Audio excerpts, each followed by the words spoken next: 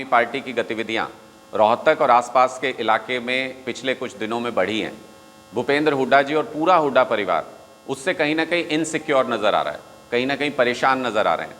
वो लगातार हमारी गतिविधियों को ऑब्जर्व कर रहे हैं और उनको लग रहा है कि सबसे ज़्यादा डेंट उनको इस इलाके के अंदर हो रहा है।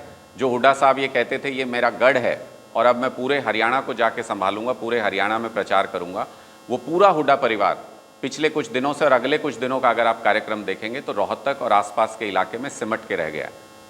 दीपेंद्र हुड्डा जी हमारे महम के जो कार्यक्रम हुए जिसमें पंजाब के मंत्री भी आए, पिछले कई कार्यक्रम हुए, उससे घबराए हुए दीपेंद्र हुड्डा जी महम में घर घर जाके लोगों से माफ़ी मांग रहे हैं, चक्कर काट रहे हैं, उनको ये आग्रह कर रहे हैं कि हमारा साथ मत छोड़िए, हमारा साथ छोड़ के मत जाइए।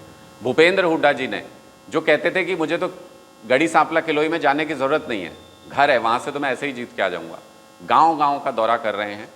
जैसे ही उनको पता लगा, क्योंकि आम आदमी पार्टी का इन सब गांवों का लगभग हमारा एक प्लान तैयार था और उस प्लान के आधार पे हम इन गांवों में जाके, मैं आपको जिन गांवों का हमारा प्लान था मैं उनका नाम भी आपको बता रहा हूँ कि घिलोड़, खिड़वाली, रिठाल, चिड़ी, ये सारे गांव ऐसे हैं जहाँ पे हमारे कार्यक्रम तय थे और हम यहाँ गांव-गांव जाके लोगों को बताने वाले थे कि हुड्डा साहब ने अपने समय में इन गाँव में कुछ दलालों को नियुक्त करके जिस तरीके से नौकरियों में पैसा खाया है, उसकी पोल खोलने के लिए इन गाँवों में हम कार्यक्रम करने वाले थे। हुड्डा साहब उससे बुरी तरह से बौखलाए हुए हैं और उन्होंने अपनी कॉन्स्टिट्यूंसी के 3 दिन का दौरा रखा है, अलग अलग गाँव में 3 दिन के लिए वो यहाँ पर जा रहे हैं।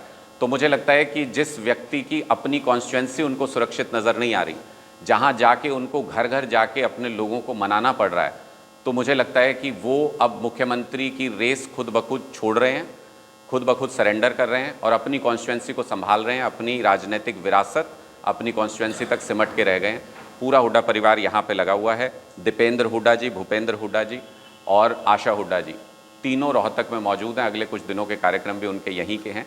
तो मुझे लगता है कि ज़मीन खिसकती जब नज़र आती है और उनको जब लग रहा है कि भारतीय जनता पार्टी के साथ सेटिंग में एक लंबे दौर तक जो उन्होंने राजनीति की, उसका अंत समय आ गया है। आम आदमी पार्टी के आने से वो सेटिंग टूट गई है पूरी तरह से और लोगों को अब पता चल गया है कि उनके लिए मूलभूत सुविधाओं को लेकर कौन काम कर सकता है। इसलिए अब बौखलाहट में अपनी ज़मीन को संभालने की कोशिश कर रहे हैं।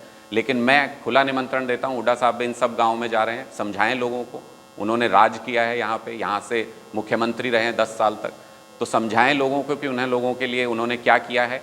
हम भी जाएंगे अपने कार्यक्रमों में इन्हीं सब गाँव में और हम लोगों को बताएंगे कि जब हुड्डा साहब का राज होता था तो कैसे अपने ही राज में अपनी कॉन्स्टिट्यूंसी के लोगों को अपने नियुक्त किए गए दलालों के जरिए पैसा लूट लूट के ठगा है हुड्डा साहब ने। हम भी इनकी पोल खोलने के लिए इनके इलाके में जाएंगे, देखते हैं लोग किनकी बात का विश्वास करते हैं।